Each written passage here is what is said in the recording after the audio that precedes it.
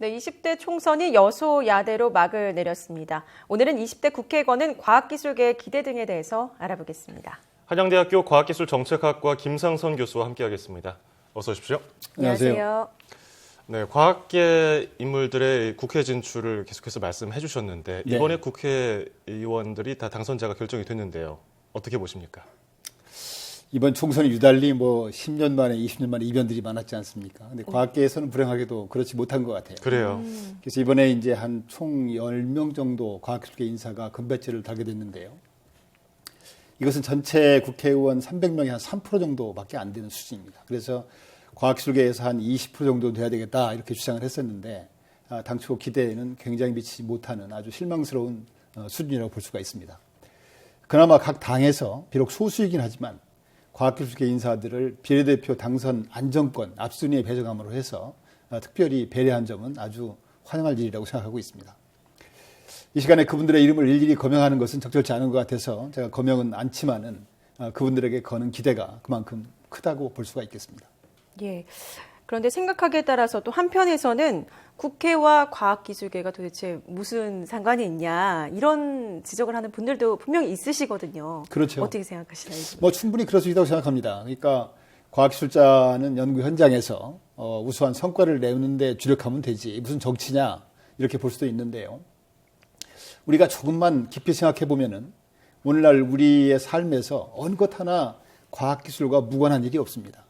예를 들어서 북한의 미사일 발사라든가 천안함 사건 이런 국가 안보 문제라든가 또 날로 치열해지는 국제 환경에서 우리 산업의 경쟁력을 어떻게 높이는 문제라든가 또 건강하고 안전하고 편리하고 풍요로운 어떤 삶의 질 제고 문제라든가 또 지난해 우리를 힘들게 했던 메르스라든가 최근에 그 브라질의 그 소두병 지카 바이러스라든가 또는 에볼라, 사스 이런 신종 전염 질환 문제라든가 또 지구 온난화, 환경 오염, 생명윤리, 원자력 안전 무엇 하나 해당이 안 되는 게 없습니다.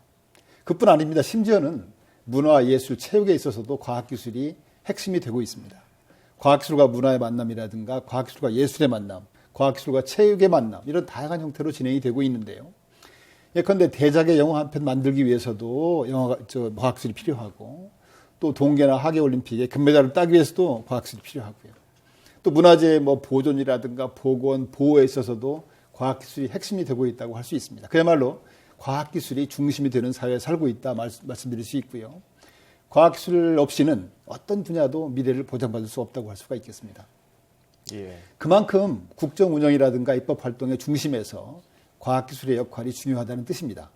실제로 정부 예산의 한 3분의 1 이상이 과학기술과 직간접적으로 관련이 있고 또 대부분의 입법 과정에서도 과학기술과 관련이 커가고 있습니다. 따라서 국가 예산이라든가 입법을 담당하는 국회가 과학기술에 대한 전문성이 부족하거나 제대로 이해하지 못하게 되면은 결과적으로 그 피해는 고스란히 국민의 목으로 다가온다고 볼 수가 있겠습니다.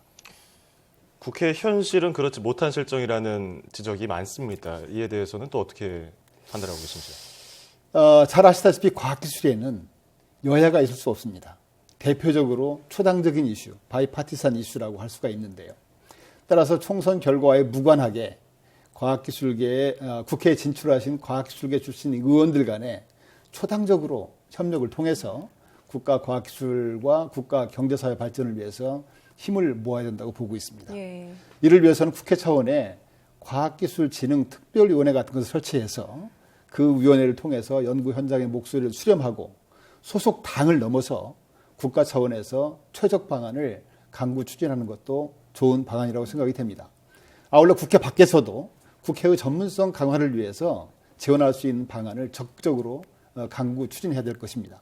예를 들어서 국회의원별로 과학기술 전문가 맞춤 서비스를 제공하는 방법이라든가 또는 한국과학기술단체 총연합회가 주관하고 있는 과학기술인 국회 방문의 날 행사 등을 통해서 분야별 과학기술 전문가, 지역 전문가, 국회의원이 한자리에 모여서 과학기술 현안에 대해서 격의 없이 토론하고 또 정책을 만들어 나가는 그런 걸 통해서 과학기술에 대한 관심과 이해를 높여나가는 것도 좋은 방안이라고 생각하고 있습니다. 네. 자, 그렇다면 20대 국회에 거둔 과학기술계 기대가 있다면 네. 어떤 것들을 꼽아볼 수 있을까요? 몇 가지만 말씀을 드리면요. 첫째가 아마 지속 가능하고 일관된 과학기술 정책 추진을 줄 수 있겠습니다. 그래서 대선뿐 아니라 총선 결과 이런 것들이 어떻든 간에 이벤트성이라든가 홍보성 행사에 치중하지 않고 예. 한 가지라도 중장기적인 관점에서 지속적으로 안정적으로 추진할 수 있도록 해야 된다는 목소리고요. 두 번째는 연구에 몰입할 수 있는 환경을 조성하는데 힘써달라 이런 주문입니다. 제도가 수시로 바뀜에 따라서 거기에 적응하기 위해 시간을 뺏긴다든가 또 뭐 과제를 따기 위해서 많은 시간을 투입한다든가 복잡한 연구 행정으로 인해서 시간을 뺏기지 않고 연구에만 몰입할 수 있게 해달라는 주문이고요. 세 번째는 과학기술계의 사기 진작을 위해서도 노력해달라는 주문입니다. 그러니까 과학기술은 결국 과학기술인의 양 어깨에 달려있음을 감안해서 볼 때 신명나는 연구 분위기를 조성해 주는 것이 굉장히 중요하다고 보고 있고요. 마지막으로 다시 한번 강조드리고 싶은 점은 보수와 진보, 여야를 넘어서 초당적으로 함께 힘을 모아달라 이런 요청도 빠지지 않고 있습니다. 예, 뭐 이번 국회 입성한 당선자들이 의원으로 이제 바뀌게 되면 과연 어떻게 과학기술계를 위해서 이끌어갈지 지켜보도록 하겠고요. 네. 자, 지난 일주일 동안 과학기술계에도 바쁜 일이 많았습니다. 네, 예, 그렇습니다. 국가과학기술심의회도 있었고요. 또 한미 원자력 고위급위원회가 있었잖아요. 네, 이 부분 그렇습니다. 좀 짚어볼까요?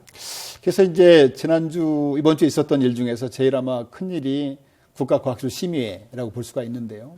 그 지난 화요일인가요? 월요일인가 정부 서울청사에서 황교안 국무총리와 이장무 민간위원장을 주재로 해서 제12회 국가과학기술심의회가 개최됐습니다. 이번 심의회에서 5개 안건이 심의됐는데요. 국가 감염병 위기 대응 기술개발 추진 전략이라든가 예. 또 나노기술 종합발전계획, 식품의약품 등의 안전기술 진흥 기본계획, 연구개발 특구 육성 종합계획, 그리고 내년도 이제 정부 연구개발 투자 방향 등을 확정했습니다.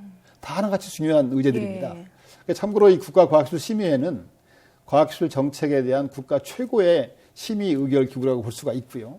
국무총리를 비롯한 관련 각부 장관 15명과 민간위원장을 포함한 민간위원 10명 해서 총 25명으로 구성이 되어 있습니다. 두 번째 행사는 바로 어저께 이제 제1차 한미 원자력 고위급위원회가 서울에서 개최되었는데요. 예.